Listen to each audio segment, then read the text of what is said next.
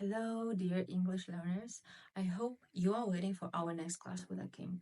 But he's busy this week, and he was busy last week because he has a new job. Now he's busy in the mornings, I'm busy in the evenings. I hope next week we can find a suitable time for both of us. But until then, it's just you and me, and today we are going to talk about speaking, how to overcome this fear of speaking with real people. I know a lot of people whose English is quite well.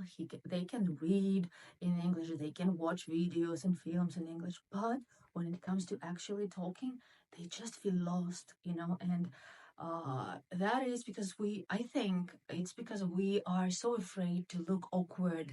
We're so afraid to say something wrong, and what to do, like how to actually overcome that. And a lot of people think that you have to be in an English speaking environment to start talking, or you need to find a native speaker to practice with them, which is a great idea, but it's not necessary. I mean, there are some things you can do without extra expenses. Number one, if you have a partner or a friend who speaks English well enough, or maybe the same level as you do, what you can do is start talking in English to each other. For example, every Saturday we speak. Every Saturday when we cook breakfast, we speak English. Or if we are in the living room, we speak only English. Or every Monday we speak English. Or we speak English in the evenings. You can do it with your partner. You can do it with a friend of yours. Choose a topic which you always discuss in English. For example, 1 month, if you talk about relationship, you talk only in English. And yes, you can help each other. You can look for words in vocabularies. That's not a problem. But just try to stick to it. Like if you speak about relationship or if you speak about sports, like let's say January or February is a month when we speak about relationship in English. March is a month when we speak about weather in English, and April is the month when we speak about sports in English, and etc. What else you can do if you don't have a friend and your partner doesn't speak English? You can actually be your own company.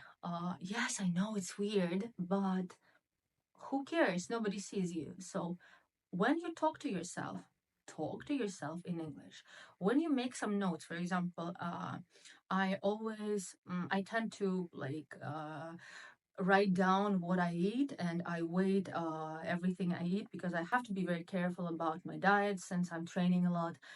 So what I do is every day I write down everything I eat, and I do this in English. So if you tend to speak to yourself, I do that every day. Like I would go like, what should I do today? What are my plans? Like, so if you do this kind of things, why not to try to do it in English?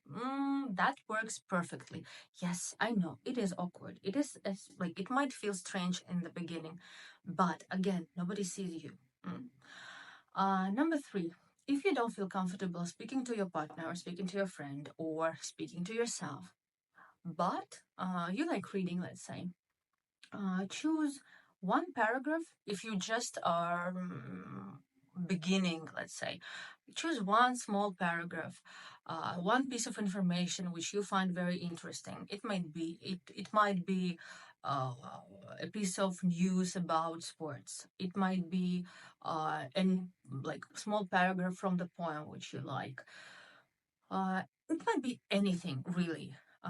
And read this out loud. What you do next? Try to retell what you have just read. I know it is a game changer, I promise you. If you do that at least twice or 3 times a week, you will see incredible results in just a month's time. You will actually start speaking, I promise you. Uh, Another thing you can do is that's kind of like a next step, that's number 4, right? You can actually start learning poems. That is what I like, and I also practice performing these poems in front of the mirror. What I would usually do is I would read the poem, I would learn it by heart. I usually choose one poem a month, and I'm a huge fan of Robert Frost and William Shakespeare. So I would learn the poem by heart, and then I like listening to different actors performing that poem, and I will try to copy their intonation to remember where they pause, where they make long pauses or short pauses. I stand in front of the mirror and perform these poems. That is a huge boost of your confidence, and also it helps you to really quickly build your vocabulary.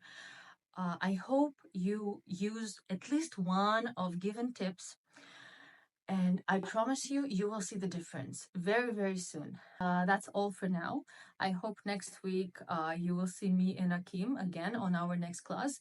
And also this week, me and Tina, we are preparing something new for you, our new podcast, where we are going to discuss why watching films in English without subtitles is very, very useful. So keep posted, hit that like button and subscribe. Your support really matters for us. And when we see that our content and what we do is appreciated and is useful, that kind of, motivates us to do more. I wish you a very good week. Bye bye.